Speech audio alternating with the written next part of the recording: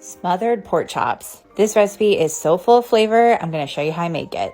Today I have some thick cut bone-in pork chops. I'm going to pat them dry as best as I can. And then you want to season these up really well. I like to use onion and garlic powder, salt and pepper, some seasoning salt, Tony's Cajun seasoning, and finally some parsley. You can also throw on some cayenne pepper if you want a little kick. I'm going to put about a cup of flour with some more of those same seasonings in a bowl, mix really well. And then you want to coat both sides of your pork chops in that flour. While I was doing this, I'm heating up about ½ inch of oil in a large pan, and you want to wait till it's nice and hot before you throw those in. I cooked them for about 5 minutes on each side. The goal here isn't to cook them through, it's just to get a nice crust going, because we'll be cooking these more a little later. Look at how beautiful. I'm going to remove these and place them on a paper towel, and then I'm also going to remove most of this oil, all but about 2 tablespoons worth. Throw in 1 sliced onion. I'd also put in some garlic, but I realized I was out. And you just want to saute this a bit, add a tablespoon of butter. When it's melted, put in 1/4 cup of that flour we used earlier and let that flour cook out for a couple minutes.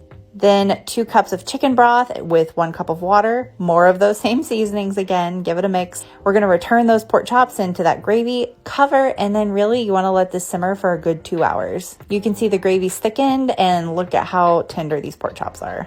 I like to serve mine over rice. You can also do mashed potatoes. I always feel like these do need a little color to them, so I like to sprinkle some parsley on top to garnish. And that is how I make